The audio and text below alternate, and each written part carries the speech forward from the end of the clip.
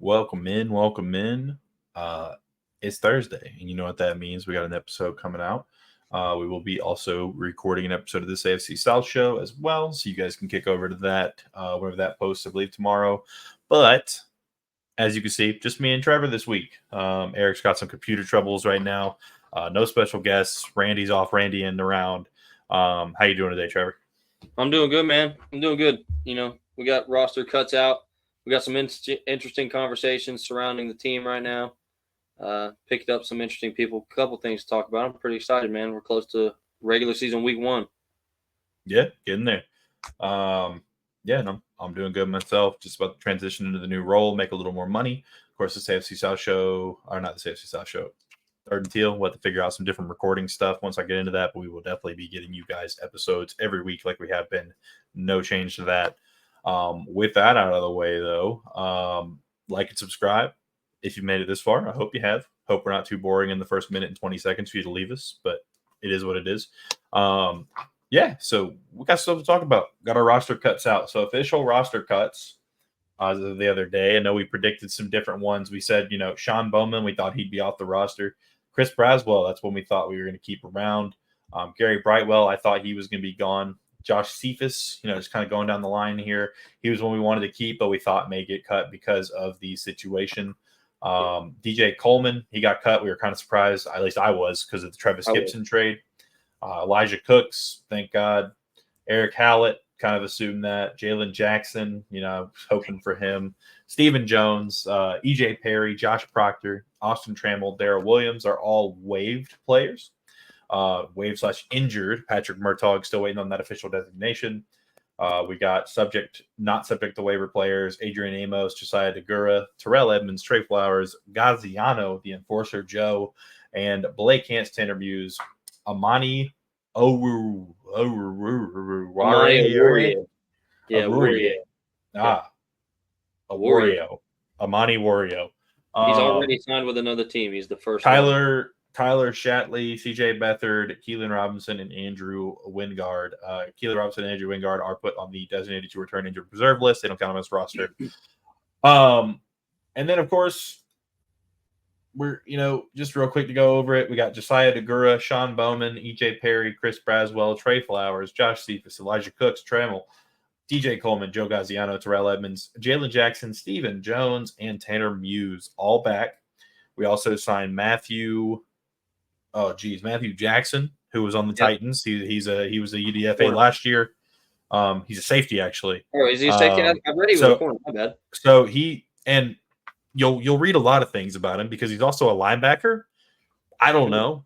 He was a linebacker prospect, but he played safety. He's a hybrid player. He can play. He ran a 4.51. He's 6'2", 209 pounds. He can really play anything. We signed him. We signed Luis Reese Zamet, whatever however you say all that.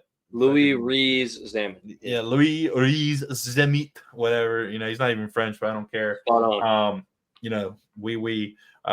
Or whatever they say up there in Scandinavia or wherever he's from. EJ Perry already got released again, making room for Zamet. I think once Murtaugh gets officially designated, we will bring Big Perry back potentially, unless there's somebody else out there. Who knows? What do you think about between the cuts and bringing them back on the practice squad? Who are you glad to see back? Who do you wish you didn't see back? What's kind of your thoughts on that? First one I'm glad to see back is Terrell Edmonds. Absolutely. I'm extremely glad that we got Edmonds back because I'll say this, like one guy actually specifically commented and said we released him for a reason when we released our short, how we felt about Terrell Edmonds and what we said about him. I'm sure you saw my reply. I did. That was just me, though. Admin also replied. Whoever admin is. Admin did reply. We don't know who admin is, but he's a stud. Still looking for whoever admin is. Yeah. On the run, actually. Yeah. Stop using our name. Yeah. Most Shaking wanted. Our fist. Yeah. Third and Teal's most wanted. Yeah. That guy. But I will say, though, he was really making plays. Like, he was the most active safety player we had throughout any of the preseason games, including when we ran starters, in my opinion. He was definitely the most active at the position, regardless of free or strong. It didn't matter. He was the most active. I'm obviously happy to see Josh Cephas back. I'm very happy to see Josh Stephens back because, like we've talked about before, the lights are definitely bright, but the potential is there. And he's one of those guys where I can understand why we wouldn't waste a roster spot. But at the same time, I will say we carried a lot of depth in some other areas on the 53 that I wasn't anticipating. And we only carried 6 receivers. Yeah, that was something I wasn't expecting. Yeah. So, I mean, I can see why that was a problem. I don't know how I feel about Elijah Cooks coming back again. I mean, it doesn't hurt us, but it doesn't do anything really because it's the same story over and over again. EJ Perry, I know why we did it. I think you're absolutely right with your suspicions about the Murtaugh part. Oh, Eric's here. Uh-oh. Eric! We got him. Gentlemen. Eric the Resurrection. Yeah, what's going on? had to do the backup phone thing today. I don't know what's going on with this computer. Been on it all day. Eric, all we've done is read off the list of the players that were cut. We've read off the waived list, and we've read off the people that we have retained, and we read off the new safety that we got from Tennessee. And we talked about picking up Louis Rees-Zammit from the Chiefs. We briefly touched on it. We haven't really went into a discussion about it, but we did briefly touch on it. Okay. But right now, he asked me the question, how do I feel about who we brought back? What I think, who am I excited to see, who am I not excited to see? So I'll finish that and then pass the same question to you. Okay. I said, obviously, I'm happy to see Josh Cephas back. We all know why. I'm happy to see Terrell Edmonds, especially, and I discussed that. I really do wish we would have brought back Breland Speaks. I'm not gonna lie, because I feel like he was just super active, dude. Like he was. I know that he didn't outshine like Otomewo, which is why Otomewo made the 53. But I would have loved to have seen Breland Speaks come back because Breland Speaks was really playing his ass off, and he was getting in there, dude. He was constantly making pressures and disruptions. I agree with that. Other than that, I mean, the rest of it's kind of uniform, somewhat what we expected. The guys come back. I'm very glad we brought back Jalen Jackson. I was going to be pissed if he walked. Very pissed. Like, that guy's a stud. I understand why it's hard to put him on the 53 because we have so many running backs already, especially in D'Ernest Johnson and Tank Bigsby being very serviceable backup options. And then not to mention Keelan Robinson on the designated return IR, I didn't realize Breland Speaks is almost 30. That might do it. I didn't realize that either. He'll be 29 in December. That's probably why he's gone.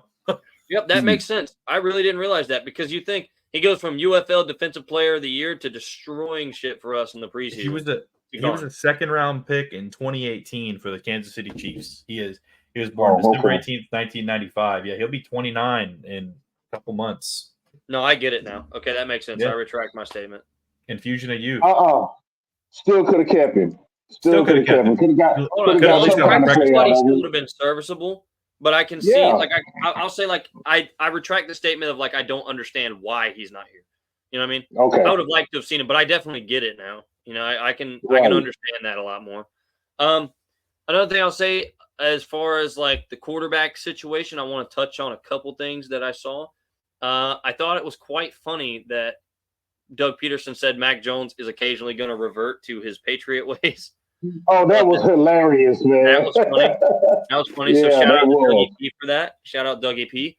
And even though it's bittersweet for a lot of people, I'm very happy to see that we finally parted ways with CJ Beathard.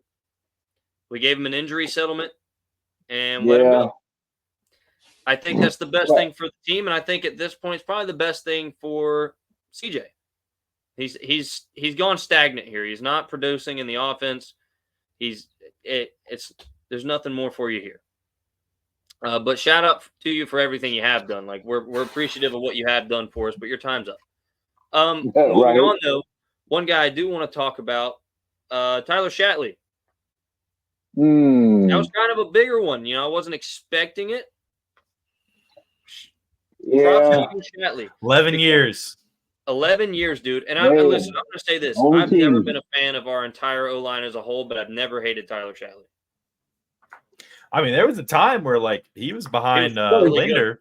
Well, yeah, he's behind Yeah. Linder, and then Linder would get hurt, and we wouldn't miss a beat. No, he was really good. I think, honestly, I had a debate with a guy in the comment section the other day about, or not in the comment section of a post, on Instagram, about how he was like, I don't understand why we let Terrell Edmonds walk. Our secondary is obviously the weakest link. And I was like, have you looked at our offensive line recently?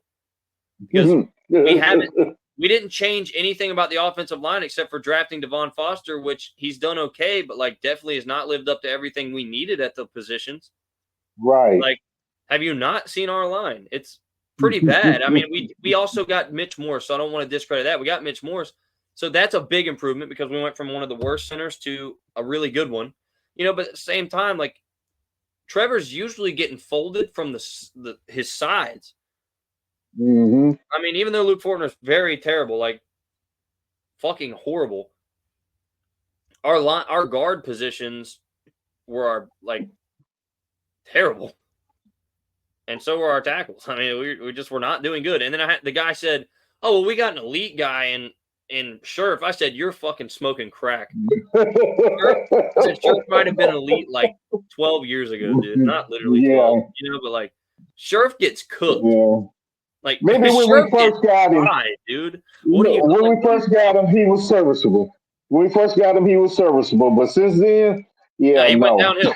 He was serviceable for like 3/4 of his first year here, if that. And then he just went straight to shit. Exactly. But regardless, I was very surprised to see Shatley, man, because first of all, I figured just out of respect, and plus we need the depth. And we've been bringing in all kinds of vets to develop our own guys, which, speaking of that, real quick side note, shout out to you guys. I just checked the views on our most recent short about in-house development. YouTube blackballed us at first. I ain't even going to lie. All right. We had no fucking views on that thing at first. And it went in the last probably 2 hours, it's probably went over 300 views. Outstanding. Shout out to you guys, because that video has been up for a day and 3 hours. Shout out to y'all, man. Love y'all, man. Really. Thank you. Also, shout out to the subs we've been getting. We're up to 230 now. Shout out to that. Much love, much love. But back on topic, though. I was very surprised because Shatley announces he's going to retire at the end of the year. Why not just let him ride out the year, man? We need the depth. We need good players. We need veterans to help teach the young guys, especially Javon Foster. Anton Harrison's very good, but he could still use techniques and learning. I mean, I don't understand why we couldn't have taken one of our D tackle spots away to give that spot to Shatley on the offense. We carried a shitload of D tackles, dude. Like, we carried a shitload. It's not like an absorbent amount, but like it's definitely more than most other positions on the team. But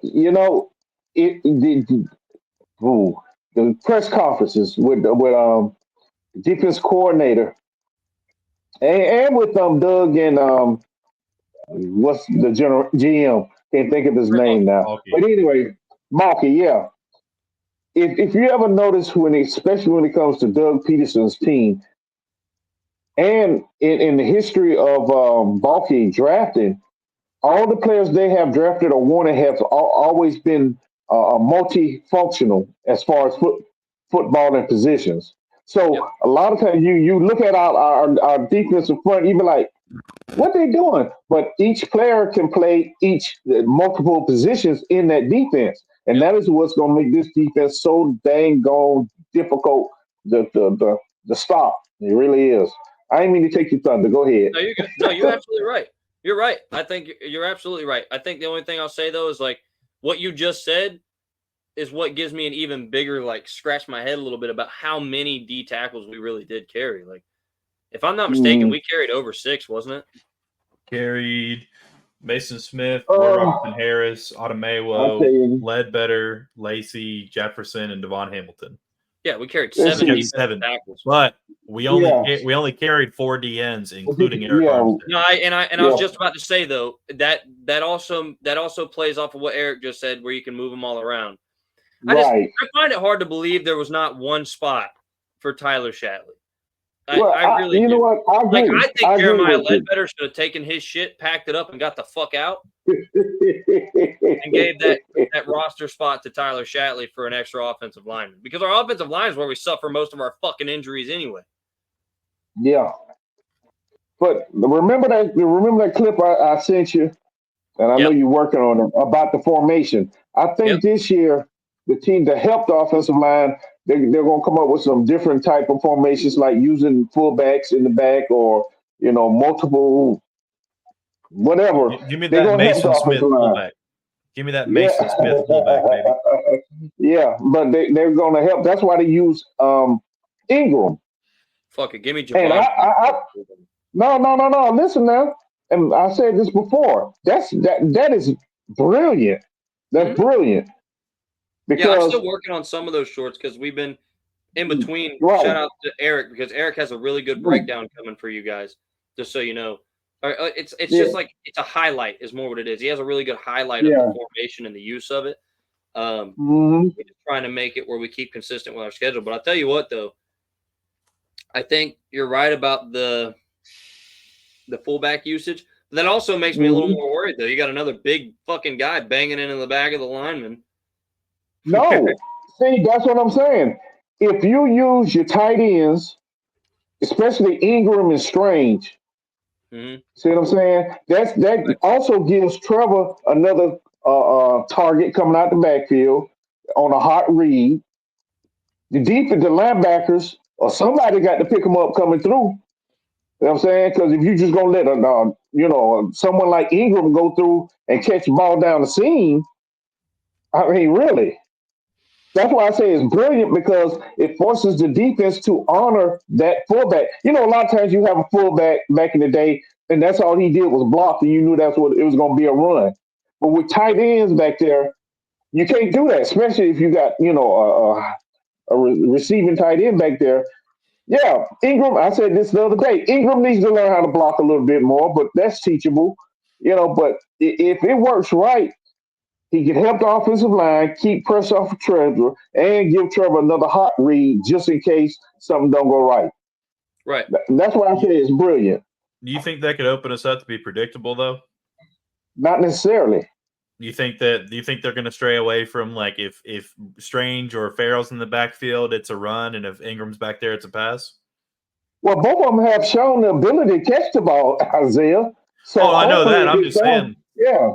But if it's thrown to him, well, because in the past, if Farrell is an inline blocker, or he's lined up, or like if Farrell and Strange are on the field, we're powering. Right. So, like, do you think that opens us up to potentially be predictable depending on how they line it up, or do you think they'll keep it fresh and kind of stay away from running it too often? I think it'll be fresh. It'll be a fresh move. I think we'll probably see it more short yardage, 3rd and 5 or something like that. You know what I mean? Not anything to where they're looking for when he needs some time, yeah. And every now and then give it to him. Like that pass to BTJ this last preseason game. It was run out of that formation, just on the right side. Yep.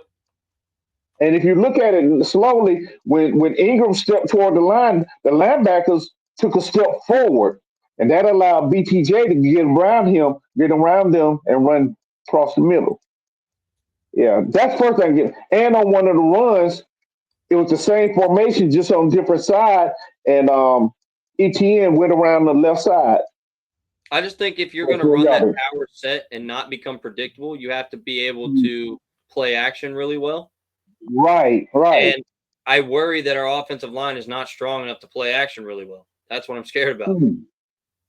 Well, they put Trevor under center, so even more now, which is a little bit scary. But the way he looked Friday night, but with the way he looked against Atlanta in that formation, he looked pretty good. It may actually help him, if anything. We just need what we need them to do is just stay in front of somebody. Heck, just stay in front of somebody. Yeah. Just give them a little time. I We'll feel be like we all might right. mix some more pistol in too. Like with that, Yeah, because we can line them up in a strong formation like we had with Ingram back there, and then we can back them up into pistol, still in the strong set. Or right. we can even have Ingram or Strange offset to the weak side, and then we still have a little bit less predictability, or we can hand it off, let ETN go to the weak side, run something out of the backfield, run a little fake handoff, Ingram out the back over to the sideline, and I think there's still. So we're gonna have to run more Yeah. than the one strong formation. We Oh gotta yeah, of have course, of and course. Yeah, you got to have some variety to it. Yeah, mhm, of course. If you're running just like you said, if you're running the same thing, yeah, you just asking for trouble. Yeah, mhm. predictability. That is something we do not want. You know, but we have to be able to pick up those short yardage and give the defense, the opposite defense, something different to look at. Yep. So I think that's a good. I don't know why. That's what I've been zooming in on for the preseason, the formations. And I don't remember seeing that one too often. That's why it caught my eye. I'm like, huh, okay. Somebody been in a lab doing some work. Mhm. Which So yeah, that's a good thing. we Huh? did keep 10 offensive linemen and we kept 11 defensive linemen. So I mean we're pretty even Yeah. on both sides. Right. And Well, it's go gonna be ahead. interesting. No, I was gonna say it's gonna be interesting seeing how the roster. Because of course, we may be here, but I mean, I don't think anybody's picked up Tyler Shatley. I mean, we're still the 53. The 53 is You far from know, finished. but The only that was the interesting thing. Everybody we put out there, nobody took. except for Amani Awarye, he got signed Well, today by the Cowboys. I think too, though. No. I think some of the players wanted to be here. Like last year, there were some Right. players who they could have signed somewhere else, but they chose not Mhm. to. And then the year before, it was like Laquan Treadwell and a couple of guys. They had other places they could have signed, but they chose not to. I think one person's Right. interesting for me that I think we could have gotten rid of, but it's hard because of the formation that we're going to run. I'm surprised Caleb Johnson made the 53 because he Yeah. really didn't do great in the games. He did good in practice, but like in the games, he really didn't play great. I thought we would have let him walk and kept somebody else, or at least brought him back on the practice squad, but he actually made the official 53. He's one of those special Same. team guys. He's one of those special team guys. Core It's special true with the team new guys. kickoff rules. He needs to be on there because we need that size and speed. Yeah. That's true. That's what he is. Yeah. I can see it. Yeah. I think Like though, Tim like we were just Jones. talking about though, you pointed out that we're pretty even on the line thing. I'd still rather have a Shatley than fucking Ledbetter. Yeah, well. Well, I mean, I hey, feel you. you Don't know get me what? wrong, but Yeah, don't no, hang on. They'll figure out a way to bring him back. I'm sure they're not just gonna do him like that. You know. I really He fucking hope understands his not. Dude. business. He was the longest tenured Jaguar, and then you just fucking toss him when he says he's getting ready to retire. Yeah, I know. And I'm sure they had a conversation with him just before they did it. So who knows? They Like, may yeah, bring him back on coaching staff. like I don't want to play with you anymore, and just fucking throw him to the side. I know, right? Here's your this is lollipop. Have fun.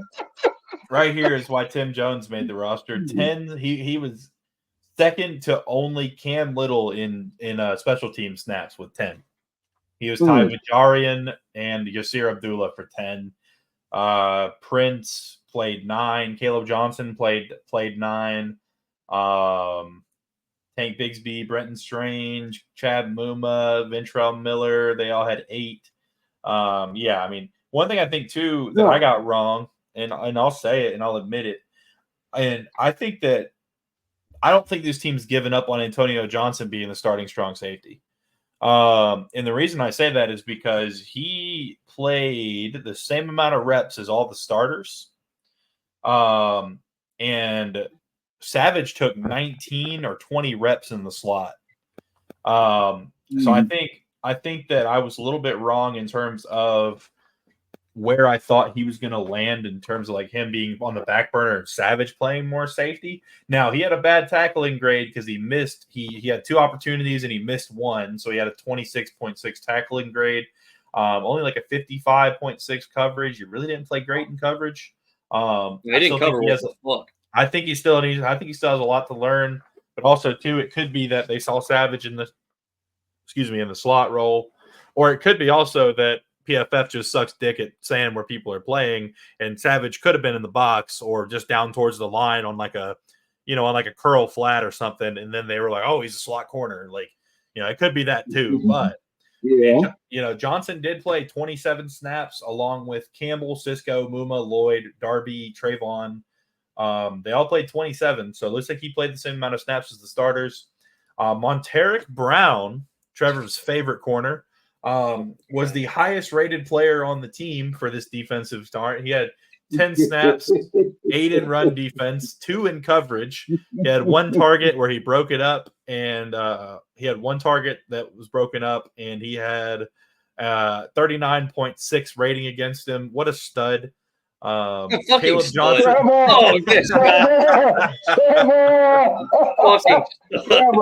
Caleb Johnson was second. Caleb Johnson had an 85.8 rating.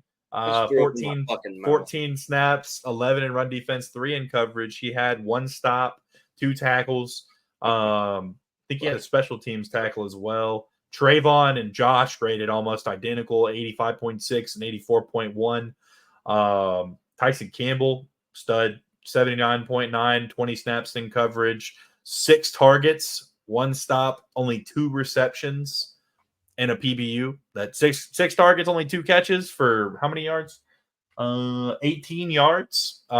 Pretty damn good. Devin Lloyd had a 76.1. I didn't really notice him too much, so I'm kind of surprised that he got graded that well. But apparently he played decent according to PFF, whatever that does for you. Absolutely nothing. Yeah, absolutely a lot of people live by that. I don't. Yeah, hey. There's certain things I'll look at and be like, okay, that's kind of a quantitative thing. Like, you can look at that. And other times I'm like, what are they fucking talking about? Right. Exactly. Like one of the plays, just for instance, I was arguing with somebody about Daniel Jones not throwing the ball well because they were talking about, as a Texans fan, talking about how Stingley was locking down Malik Neighbors. And, okay. And it was a terrible throw. And the PFF thing says Daniel Jones throws perfect back shoulder fade on stop and go route from Malik Neighbors. And I'm like, first of all, it wasn't a stop and go. It was a straight go route. He just danced on the line and then ran. But second of all, Malik Neighbors was 5 yards ahead of Stingley and had to slow down, push off, and jump for the ball. I was like, and that's what he quoted at me. I'm like, did you watch the same thing I did, buddy? Because I don't think so. Texans fans are delusional. But no, I think, it was surprising for me that Caleb Johnson made the roster. But we also only kept, I think, 4 or 5 linebackers. Where'd it go? 1, 2, 3. 4, 5. We kept 6. Six. Yeah, but I think Yasir is going to be taking some rotational reps at D end in like a wide 9 or a 7. Yeah. And then Muma is playing a lot. I think we're going to see a lot of Muma this year. Yep. I don't know, man. It's that or for a reason. It's it's been interesting. I like how our 53 looks.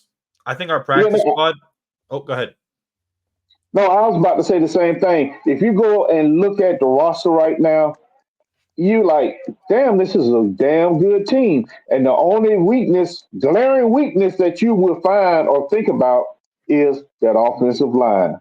How will they perform? You got your defense is stacked. Even I mean, not just with first liners, but with depth and interchangeable parts, which makes it even better. You know what I mean? Offense is good. You have the weapons. You got the receivers. You got the quarterback. You got the running back. What's going to happen with the offensive line? Yes, we got Morse, and we all say, yeah, that helps it. But honestly, they didn't look that great during the preseason. They really didn't. Here and there they did. But I think there's still some issues that need to be addressed, like the guard, especially on that side with Cam Robinson. Yeah, we need some help over there. Yeah. I'm glad we got Hicks back too. He was pretty solid back up. I think he's decent. We kept Van Lanen too, didn't we? We Van Lanen's on the 53. I think Yeah. that Van Lanen might slide into that right guard spot if Sherfitt and careful, because Van Lanen can play anything on the line besides center, and I bet he can play center if we put a ball between his legs. Yeah. I'm willing to bet because he's fucking balling out when he got on the field, dude. He's crazy. I mean, Yeah, he was. Yeah. if Brandon Sherfitt can count his blessings, he could be slid right in front of for Van Lanen. And I don't think if Van Lanen gets a starting spot, I don't think we're looking back. No. Especially with how he played in the preseason. He played Right. very, very well. And I mean, yeah, it's gonna be interesting. Cole Van Lanen again in the oh my god, holy crap. So in the preseason game against the Falcons, in 32 run blocks, he graded out at a 92.6, 95.9 in zone, and a 61.6 in gap. Gap was 9 reps, 19 reps for zone. So he's a zone blocking machine. Gap can be taught. That's one thing too, is that the gap block. But like the next closest is Walker Little, Trevor's favorite. Ezra Cleveland actually looked decent this game. This is run blocking. Relax, Trevor. You might be able to talk shit about him on the pass blocking. Let me see. Cam Robinson had the best pass block grade. Van Lanen had 23 reps pass blocking. He's at 70.6. He had his first QB hit today or in that game. Other than that, though, he's been really good. Let me see. Luke Fortner, 80.3 run blocking or pass blocking grade. I don't know what game they were watching, but it wasn't that one. That's what I'm saying, dude. What the zero sacks, 0 hits, 0 hurries, 0 pressures. Where's Walker Little at? Where'd he go? Walker Little. Ooh, bad game for Walker Little. 1 sack, 1 pressure. Bad game for him. Trevor, sorry. Your favorite didn't do too hot in the passing game. I wouldn't have to say I'm surprised. I think that's why I love him so much. Just the predictability of dog shit. Luke Fortner actually allegedly pass blocked allegedly. Yeah, allegedly. I must say it's big on the allegedly part there. Well, this all comes from PFF though. They're fucking retarded too. Yeah, Van Lanen graded out an overall 90.6 for the game, though. That is in line with what he's been grading out with the whole preseason. I think he's been graded at like a 90 basically every game, roughly. Yeah, 91 in week 2, 90. Where'd it go? Offense 83.9 in week 1. He's been playing pretty good. I don't know how they can not give him at least a nod or a look or something. It's going to be interesting going forward. I think that we got to kind of realize that, which I say I think Jaguars fans and the Jaguars staff have to kind of realize the Sheriff has run his course. I think he's done Jesus for. Christ, I don't think there's any opportunity for him to make up for what he's really just fallen behind in. Van Lanen's been playing really well, but he's been playing a lot of reps at right tackle. I'd love to see him slide into guard some more. But we're going to have to see. I mean, it seems like they want him to play right tackle because he got 63 reps at right tackle in week 2, 55 in week 3, and 49 in week 1, and 0 reps at guard. So that's kind of concerning for me to continue to play him out there while he's playing so good. I understand trying to let him sit in the same spot and get hot and stay hot. But it's hard for me to think that we have a player playing that well, and the only position we don't really have solidified is that right guard spot / left guard spot. Yep. And you don't at least let him get wait. I didn't say that was only solidified. No. Because I watched Cam all these years still gets beat by a speed rusher. Oh, no. I'm just saying. Oh, okay. Do you think Jacksonville is – I think as of right now, if you ask Doug Peterson, Press Taylor, Trent Baalke, the set-in-stone starters they have no questions about are Cam Robinson, Mitch Morris, and Anton Harrison. Now, I will say, of course, we could upgrade from Cam Robinson via trade, via something. But like, if you look at that line, the three people By you a know hobo. are going to start, like outside of injury, the three people you know are guaranteed to start as many games this year as possible are going to be Cam Robinson, Mitch Morse, and Anton Harrison. The left guard and the right guard are really the only spots we think there may be an actual chance of a change. Outside of injury is what I'm saying. I'm not saying that we shouldn't or we don't have the opportunity to upgrade from Cam Robinson, who I think is probably one of the worst speed rush pass blockers in the NFL.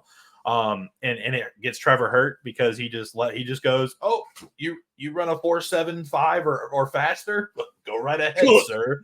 And he rolls out the red carpet for him and gives him a freaking piece of chocolate and a bag of roses on his way through. Yes. Why didn't you say you were fast? Yeah, daps him up on his way. Hey, nice sack, my boy. You know, and yeah, hey, drop that for me.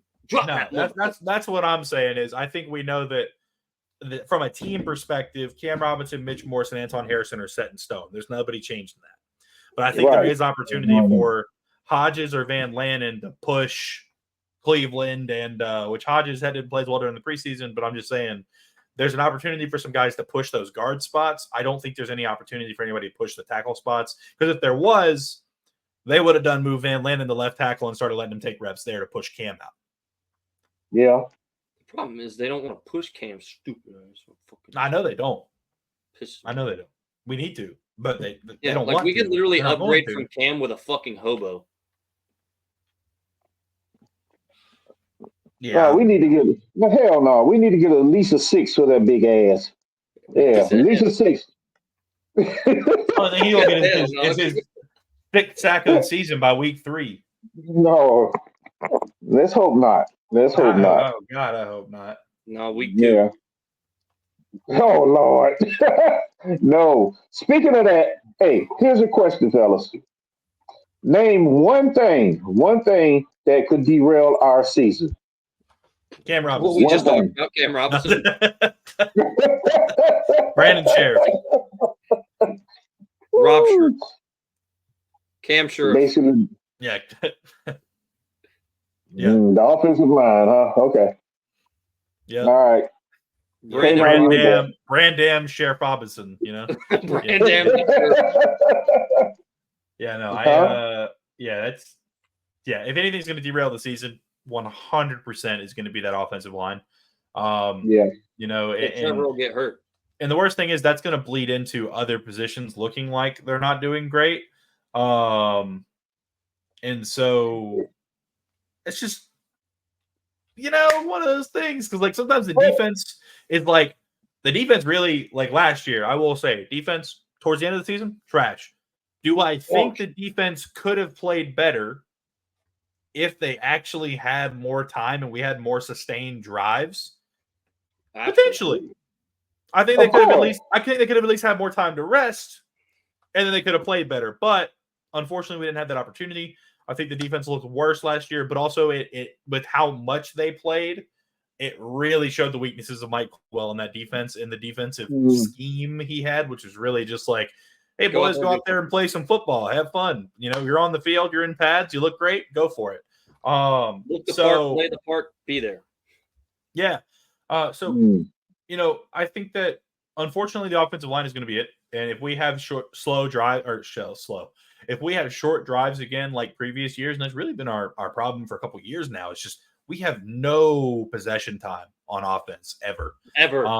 And so, you know, and then like we're playing the 49ers last year, and their first drive is like 13 minutes or some shit like that. Like, you know, we can't let that happen. First of all, we're not going to with this defense, but like then we get the ball back after a 13-minute drive, and I think our offense that next drive had the ball for like 1 minute and 45 seconds, or like 2.5 minutes, and then right back out on the field. Like, you know, that's just stuff that can't happen. It bleeds over. It makes the defense look bad. You know, and honestly, I think that we really got to solidify that, and it's just not. We had the opportunity to draft Osiris Torrance or someone, and we didn't. Then we had the opportunity to draft Jackson Powers, and we didn't. Like, there's all these players that we could have drafted, tried to develop. If we want to be a draft and develop team, we got to draft for our needs. Or we could do that thing that people do that with good teams, and they draft players that don't need as much development, instead of trying to find a gem in the 6th or 7th round at a pivotal position for your, $500 million quarterback, like you got a dude who's going to be, you want him to be top 10. You think he's going to be in the MVP conversation. He wants to bring a Super Bowl to Jacksonville. You just gave him $275 million along with other money he's getting before that. You give him all this money. You're doing all this stuff, but you don't want to not even spend the money. You don't want to spend the draft capital to get him a fucking left guard or a right guard that can stand up to anybody. You don't want to get him tackles. You keep bringing back Cam Robinson. Cam Robinson's about as mid as they come. He's a top 16 tackle, and he's not 15 through 1, and he might not even be 16. He's like a 22 to 14, and that's on like game by game basis. Right. Game by game basis. He might have one game where he's number 14, and then he has 7 games where he's number fucking 22, and he might have 3 where he's number 32. So he evens out about the middle. I just think that, we gotta, after this season, I know we're getting into the offseason shit already, but because of your question, offensive line, after this season, I hope it works out, man. I hope they're right. I hope them saying, oh, all 5 guys who never played together too much. I hope they go out there, and I hope they're the best freaking offensive line Jacksonville has ever seen. I know it's not going to happen. I hope they're right. I hope I can sit back and say, damn, trust the process. Doug and Press and, who's our offensive line coach is still Warhop? Or who is it now? Anyways. I hope they're right, dude. I do, but that's going to be our biggest issue. Like last year, like the year before, late in the season. I just think that we really gotta commit to somebody or something, and we got to figure it the fuck out. And I hope they commit to Trevor Lawrence and protecting him. You're not gonna go to the Home Depot with a pickup truck and pick up bodyguards. You're gonna go somewhere that has guys that are trained, that are huge, that are ready, and you're gonna get real bodyguards to protect yourself if you're a rich guy.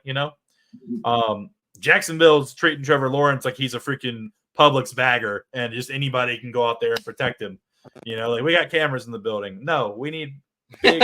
We got cameras on him. Yeah, we got cameras. I need beef. I need meat. I need dudes who can squat 600 pounds. I need something. I'm tired of it. Rant over. I almost missed Jawan Taylor, dude. Huh? Say what? No, I missed Juwan Taylor's stupid ass because we could have slid Anton Harrison over to left tackle and got rid of Cam. Literally.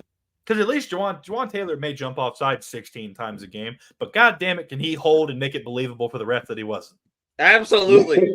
He can fucking hold like a motherfucker. He'll make you feel like he didn't fucking hold. Right. Hell, I'm in the stands talking about it wasn't even a hold, and then the replay, I'm like, oh. Damn, he needs New Jersey. Like, damn. Damn, Cam. That was rough. I'm not even gonna hold you, Cam. That was rough. Yeah. That's one thing about Cam too, is like, if you suck against speed rushers, I don't care. I'd rather take a 10-yard penalty than watch Trevor Lawrence get blasted for 10 yards. Just pull that motherfucker down by his shorts, grab his shoulder, pull his jersey off. I don't care, bro. Take the holding at that point. Look, it's funny you say that because I know when we played and we had this saying as linebackers, sometimes it was better to give up 15 than 7. You understand what I'm saying? In that case, yeah. Give up the 10 yards. If you're gonna protect goddamn Trevor, give up 10 yards. It's all right. We can get it back. Not just at a critical point. Well, it doesn't matter. If you've done only, you better do something. Yeah. Yeah. You come up and take somebody's helmet off. You guarantee, even if they're told to go through the A gap, they're going to try and go through the C gap. It's one of those things that you got to do something. I mean, it's always been the case. I mean, even like as a wide receiver, they throw the ball and it's going to be a pick. Go hit that motherfucker, dude. Like, do something. Don't let them catch the ball. Because a 15-yard penalty is better than an interception. Punching a dude in the, grabbing a dude by the face mask on defensive line, or, as an offensive player, tripping them up, doing something. Take that penalty, and they're going to think twice about it the next time. I'm not saying play dirty. That's not what I'm saying. It is what I'm saying, but that's not what I'm saying. That's just saying you can't play dirty, man. Yeah, no, I'm not saying to hurt anybody. I'm just saying make sure they think twice next time. Isaiah, I'm tell you something. That's how we played back in the day. So that ain't dirty to me. That's part of the game. That's how I still play it. Yeah, that's part of the game right there.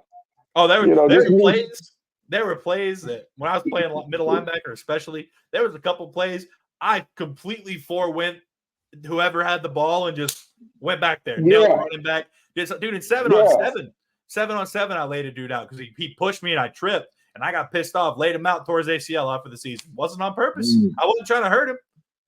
Yeah. But your ass up. Something happens. Exactly. That's it right there, Trevor. Get your ass up. Don't mind about say, stop complaining to come play ball, goddammit. Come on. You want me to hit you with my purse next time? That's how we did it back in the day. But now, they sensitive about those things. They are, but it's okay.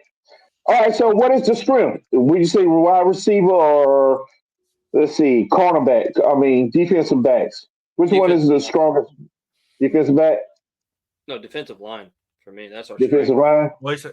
Yeah, I mean, I like the defensive line. I'd say between those two, though, I'm going wide receiver in that scenario.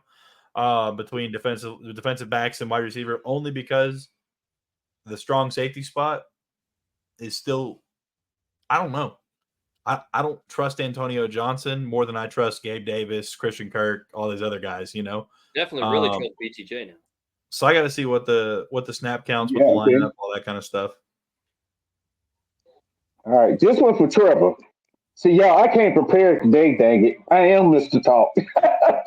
That's right. This one for Trevor. Trevor, check this out. Cephas, how many games you think he get into this year? None. None? Okay. Unless we have a catastrophic, I don't think he gets in. Okay. All right. Yeah. You agree with that, Isaiah? I think he'll play at least one or two. I think if Tim Jones and Elijah Cooks have made their way into games in the past couple of years, I don't think everybody stays 100% healthy. I think there'll probably be at least a game or two that at least one wide receiver will be down for. I think he could probably make his way into one or two, and if he plays well, but he gets his opportunities, he may make his way into more. I could see him playing one or two games. I just don't see between all the wide receivers we have, I don't see them making it 100% of the year healthy. I would love them to. That's the goal, of course. Right. I just don't see it happening where everybody is 100% healthy. Also, too, I think we're going to be playing well enough this year that we can hold some people out precautionarily and let some other guys play, especially down the stretch, I think. I was about to say, it is everything in football situational. So talking about the situation a little bit will be a big part of it too. Like if we're, like he said, if we're poised for playoffs, we're good. And we don't have to have these guys on the field to make a good play, make a good game, or we don't need the game per se. I think he plays a lot. If it's just because like he starts, if his playing time is going to rely on him showing out in practice, I don't think he's going to play because like we talked about before, it all comes down to, whether or not the lights kind of dim down for him a little bit. And without the opportunity to, I don't think they do, Yeah. So I think that's really, like we were talking about, it's what's going to depend on is where we're at in the season, how we look. But I think Christian Kirk's going to be the one we got to worry about being injury prone this year. I'm not going to lie. It's already kind of scary. They're already talking about he might not even be ready week 1. Well, which is insane to me because dude, hey, sometimes you have them years, but this ain't the year to have it now. That's what I'm saying, dude. This is not this is not the year to have it. You're right. I think personally our strongest is backup quarterback. Because we know what CJ was not able to do last year when he came in when he was really needed. And that forced the team's hand to have Trevor play when he really shouldn't have been playing. Let's be honest. But they really didn't trust. He should have been playing. Yeah, they shouldn't have trust. They didn't trust CJ to play against certain teams. And certain, I so don't either. yeah, and I think having Mac Jones in, hopefully we don't trade him anytime soon is a better situation. And just in case, for one of those just in case moments, he's more trustworthy. You got a better feel with him back there as your backup than CJ. That's the way I feel anyway. I think if there was any intention on ever trading Mac, we would have kept Beathard. Just send him to the IR. Mhm. I don't think they have any intention on trading Mac. No, they paid out his trade settlement or injury settlement. I think they're gonna stick with Mac, and if they were going to keep him, or I mean, they could technically still pick up somebody else. But I think yeah, you're right. I think they wouldn't have paid out his settlement and would have just moved him to IR if they were going to keep him. Yep. Well, I don't think they wanted to use that spot for the practice squad. They wanted someone else. Because I thought they could have stuffed him there. Okay. Yeah, But they put Perry didn't. there and already cut him. Yeah. I'm not gonna lie, I was kind of expecting them to stuff him there. Yeah, I was. I think everybody was. Him and Shatley. That's what I said. Okay, be loyal. Him and Shatley. Put him on the practice squad. But we were surprised. We were surprised. You know what though? You know what else is interesting that most people forgot? Baalkes built a lot of the team in San Francisco now that's winning. He was there. He was the one who picked a lot of those individuals.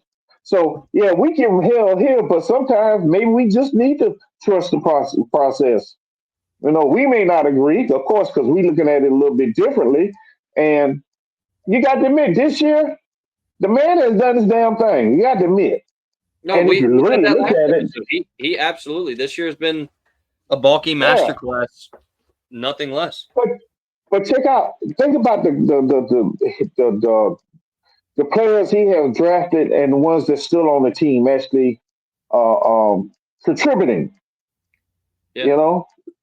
You think about it when you really look at it, look at the numbers. You're like, damn, he hasn't been too bad. It's just certain decisions that we continue to question It just him seems that about. in the past he seemed to wet the bed in the biggest moments. He did a lot of things that went under the radar that were really good. Yeah, but exactly. Just seems like when the spotlight's on, he was shit in the bed, and I think that's why he gets such a bad rap. Like he would royally shit the bed when the spotlight's on. But nowadays, I don't think that's the case anymore. I think we've moved past those days. Especially, I knew we were doing something different when we started re-signing everybody. Yeah, exactly. Yeah, we talked about that too. Because Jacksonville was notorious for letting you walk. Draft you, develop you, make you halfway good, and go somewhere else. Jacksonville and ball out because you're not getting another contract. No, not Just at know all. You're coming here to show out for everyone else because we're not going to fucking re-sign you. Yes, I am glad that environment has changed completely. Yeah. Okay, Isaiah, I know he's doing so. Oh no, you're good. I did all my ranting a little bit ago, so I'm just starting to thumbnail a little bit. But I think it is one of those things where I think Baalkes done better than people want to give him credit for. And I catch shit every time I say somebody's doing the best with the situation they're given. But I think that you get hurt with the urban year, and then we had some of those guys are still here and they're getting re-signed to new contracts. Some of the players, at least, that's one thing. I mean, Urban Meyer was a terrible coach, but he was a damn good scout. And so that's one thing. And I mean, I just think that I coined the phrase "suck my Baalkes" because I think he's a lot better than people give him credit for, and I think that people really need to sit back, relax, and let stuff play out its course. I think we're going to see a successful team this year. I think it's crazy that Jacksonville fans have never had the opportunity to be upset with 2 back-to-back winning seasons since 2011 was the last time we had a winning season. Besides 2017, but there was no back-to-back. It's crazy to me that we were so bad for so long, and then now people are like, "Oh, we had 2 9-8 seasons. Oh, how could Baalkes do this? How could he make us a winning organization with a franchise quarterback?" And I don't get it, But how could he do something that we've never been since our inception? Yeah, literally. I don't know, man. Yeah. I think that he did a good job. I think the roster looks good. I think that it's far from done. I think there will still be some new players and everything added, soon and throughout the week and everything, and up until week 1 or 2, it won't be fully set in stone. Yeah, I mean, I'm excited though. I think it's gonna be a good season. I don't really have much else to say on it. Hey, it's good enough. I like the cuts and I like the moves so far. So we'll kind of see how they plan out. I like that we got Edmonds back. I think Matthew Jackson and Edmonds have a real chance to push the roster for that safety spot. I think they're going to. And one thing is I know Edmonds is. Yeah, I mean, Tashawn Gibson, he's coming back. I mean, I think he's more of a locker room guy than anything else. And then Wingard's coming back. Wingard, Dewey. We know he's going to play. I'm sorry. I like Dewey. Yeah. They're going to play him. It doesn't matter. I just think that it'll be interesting to see. My only thing is, who takes the fall if that does happen. We'll have to see. But it's gonna be an interesting year for sure. This all is going to come down to Antonio Johnson and how he plays. Yeah. Because we have the ball. Right. We know what we got in Cisco. We know that he's going to do what he needs to do. It's really just going to come down to Antonio Johnson. And one thing I wanted to go back to too, like to talk about what you said earlier with you don't think they've given up on Antonio Johnson and letting Savage play in corner. I don't think necessarily that you're wrong, but I will say I know that they're not very confident in it, because if they were, he would have played a lot more reps, because we know Jerry Jones is probably going to be a starter day one, and he took a shitload of snaps in preseason. He took a shitload of snaps because they wanted him to get his feet wet and get used to what we were going to ask him to do in this new scheme. Like, I know they're not confident in Antonio. I know they're not confident. Now, like whether they believe he can do it and they're still like locked in on their plan to make him the one, that remains to be seen, but like still, I know that they're not confident in it. Yeah, I disagree. I think the fact that he played the exact same amount as most of the starters and that Savage took 19 of his 22 snaps from the slot corner position, or 19 and 27, whatever it is. Okay. I think that Jarian's going to be a rotational guy playing slot and outside. I think that they're going to start. I think if they're not confident in Johnson, they keep Edmonds on the roster. That I can see that. I think that the fact that they let Savage, because Savage is his first game back, like he only played in the one game. I think if they're not confident in Johnson takes less snaps, or even if he doesn't take less snaps, he takes more later snaps because he played early, and then they move Savage back there. Savage takes probably 19 snaps from the free safety / strong safety position, because they mark it as free safety. They don't always mark it right, and then he takes maybe like 6 or 7 snaps from the slot corner, and Jarian takes all his snaps there and more. I just think that the way that they divvied out the snaps and the fact that was Savage's first game back, I think they're confident that Johnson can play there and that he's just going to take some time. But we'll have to see, because you could be right. And it could be Jarian's going to move there. They move Savage back. They just wanted to see how he was playing in the slot and some live action. Right. But again, I think that them getting rid of Edmonds with how well he was playing is indicative of they're keeping Johnson there, and then they're keeping Edmonds on the practice squad just in case. And I think they've got that opportunity to elevate him if needed. I didn't even think of it that way, because like I know we were all kind of curious about like what the fuck was going on with the Edmonds thing, because it was rather wild. Like, what the fuck are you doing? Like, I think we only kept like 5 or 6 corners. We didn't keep that many corners. So no, we didn't. I think that's another thing that also tips off to me. I think if they were still talking about, and that's what I said in the before we knew all the cuts. I think that if we were going to continue to, or I think if we were going to pull Savage from the slot role and move him back to safety, I think we keep Raswell on the roster. There's no doubt about that. And that's another corners. One. Yeah, only 5 corners. So I think that tells me that they've got Savage designated as a safety, but he'll be taking majority of his reps from the slot. Yeah. Right. 5 corners, 4 safeties. That's it. Yep. I don't know. I will say though, I don't like that people like Monteric Brown had a spot over Terrell Edmonds. Yeah. I mean, that's not even really the argument at this point. The argument is, did Monteric Brown deserve a spot over Trey Flowers or Braswell? Because, I mean, we only have 4 safeties. I mean, you know, we're kind of trading at that point. We go from 4 safeties to 5, and we have 4 corners. Or do you feel more comfortable having 4 safeties and 5 corners? See, of course, we could sit here and say that Ledbetter shouldn't make the roster all day, but clearly they want to roll with 11 defensive linemen and 10 offensive linemen. I just don't know where we take the cut to make something fit and have, because we have to have less of one of those positions at this point. There's really no doubt, you know. I think in the end they did what I would say it the lesser of two evils. You I know? agree. Because they took the lesser of two evils.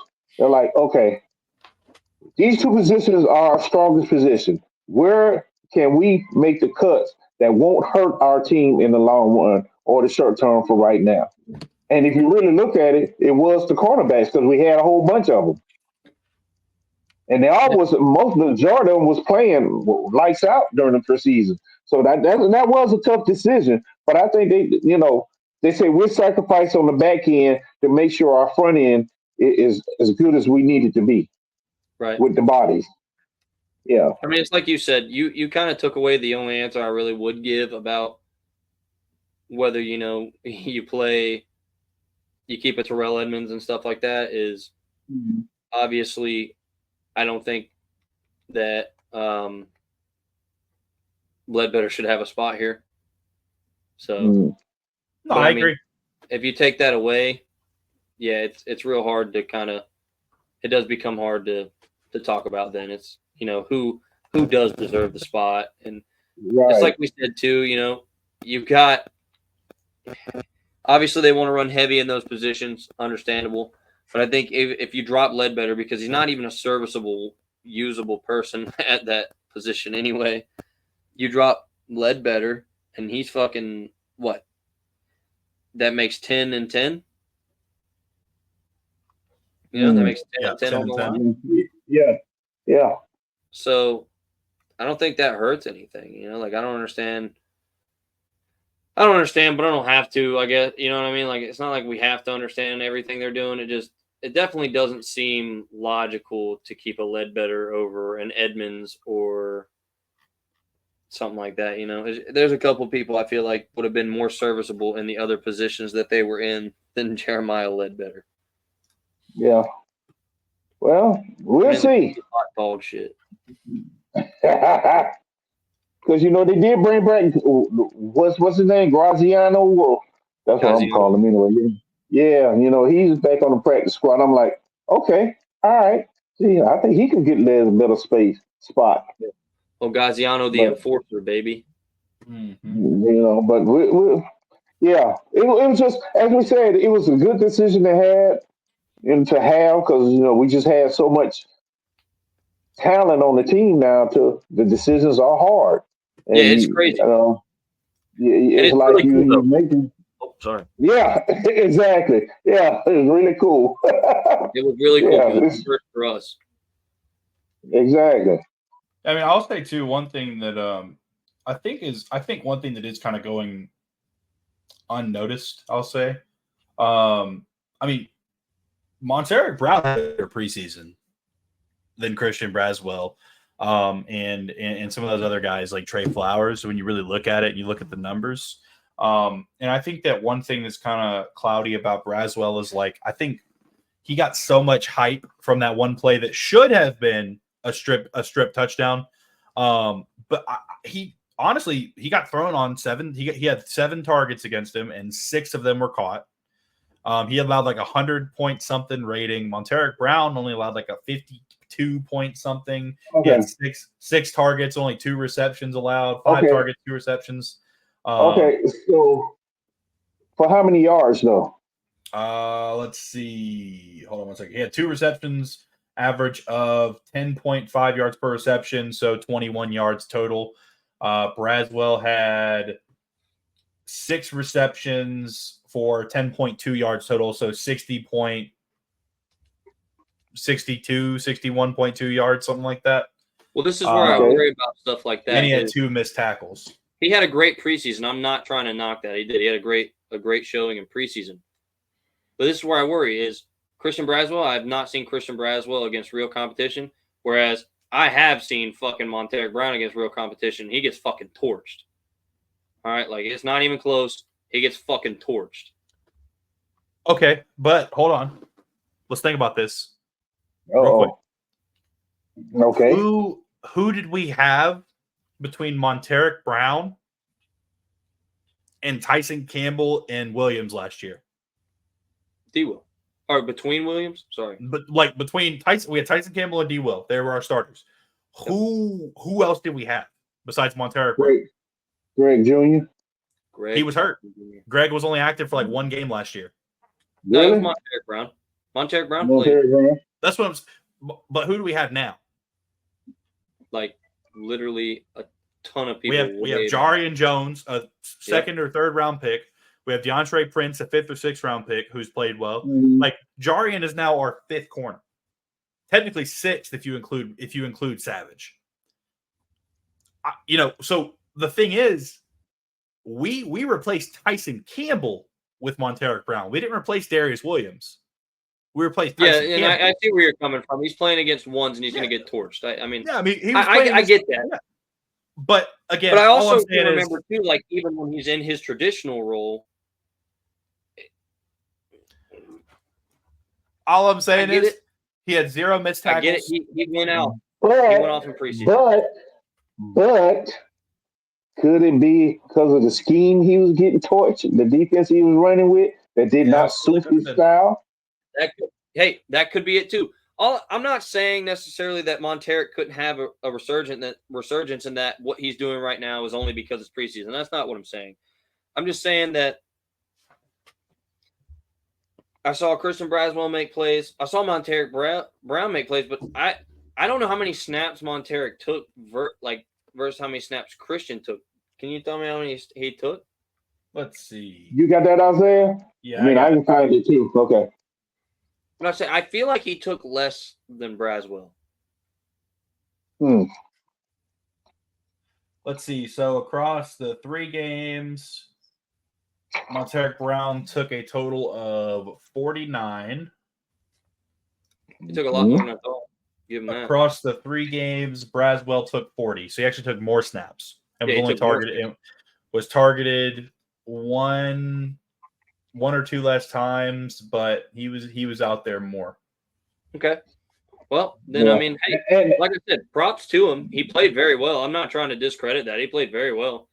But didn't Randy say something? That wasn't Christian Braswell hurt? Christian Braswell did end up injured. I think he played through an injury. But could be more serious than we think. Could be part of it too. And we did get him back on the practice squad, so it could be something as well that Monteric Brown could get as soon as Braswell is healthy. I will say, according to what I'm seeing here in my magical stat box, that's a computer. Brown had a better rating, or I guess technically worse rating against, as in quarterbacks had a worse rating against him. And he did not miss any tackles where Braswell did, but Braswell had 2 stops. And again, I think if also too that one play goes the other way, that could have changed things a little bit in his momentum. He could have had more momentum. But yeah, I don't know. It's weird. I think there's a lot that goes into it. They both played really well, though. I'm not trying to hate on either one of them. Right. Yeah, no, it was good. Yeah. It just definitely sucks though, because I definitely, like I said, what we saw of Monteric Brown last year was nothing to be a fan of, no matter where he was playing at. One game that he saved the game. He freaking dove and knocked the ball away at the end of the game. Yeah. Honestly, there's not much the defense did last year, the last half that was anything to talk about. If you really want to think about it. Tyson Campbell didn't look good last year. No, he didn't. Well, yeah. Of course not. He was forced to come back too early from a hamstring. And anybody know if you'd have had a real hamstring injury, that takes a while. He could honestly been out for probably this season and just let it go. But I mean, at the end of the day, too, I think Isaiah, there's a lot of stuff that came into the whole picture last year, like we talked about. Like the scheme was trash. Everybody knows that. I think when the offense was doing just enough to stay in games and win them, the defense played really good. Right. I think it just goes to show that the less they were on the field, the more time they got to recover, the better they played, which obviously that makes sense in anybody's brain. I would hope so. God. What? Oh, Yeah, what? Week 6. So this is just, I was looking at the snap count. I was looking at like last year from Monteric Brown. No wonder he got torched, bro. 53 snaps in week 6, 73 in week 7, 64 in week 8, 54 in week 12, 63 in week 14. That's a lot of snaps every game, dude. Yeah, he's getting ran to death. No wonder. I know. Like 73 snaps in a single game is kind of crazy. I'll give him this. I'll say this. Look, I'll be willing to admit, like, I want to be wrong about how I felt about Monteric Brown in the beginning anyway. Shit. That's only his reps at corner. That like outside corner. He had 10 reps at slot that game and 3 in the box as well. Jesus Christ. He took 86 snaps against the New Orleans Saints last year. This dude said, "I am the defense." Apparently. Holy shit. Yeah, that kind of helps you understand why they keeping him. Yeah, I get it. Wow. Yes. I mean, it's like at least we know he can stay in the game. Actually, that was one of his better games too. 10 targets, 4 receptions, 10 targets, 4 receptions, 56 yards. He did have a touchdown let up, 2 pass breakups, but that was actually one of his better games. Yeah, 86 snaps against New Orleans last year. Wow.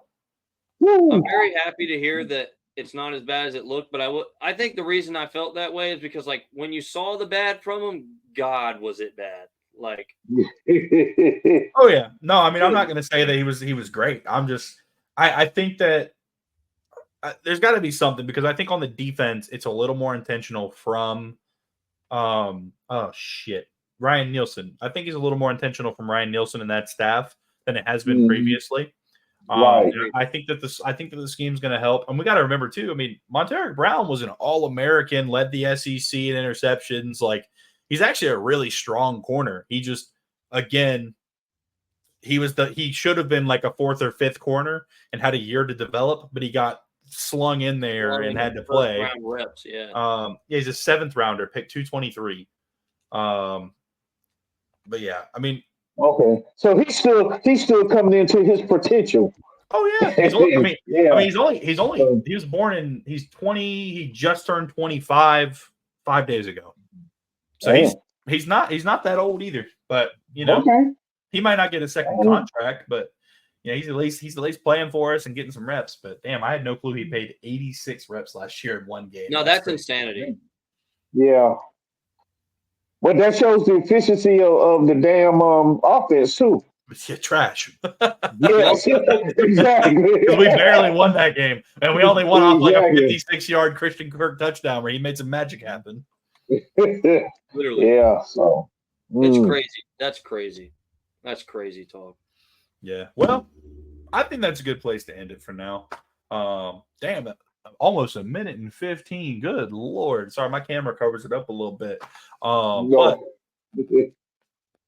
I think that's a good place to end it. Shout out to Worm as always. Shout out Worm. Yeah, but any final closing thoughts or anything, boys? All right. Well, I'm gonna end it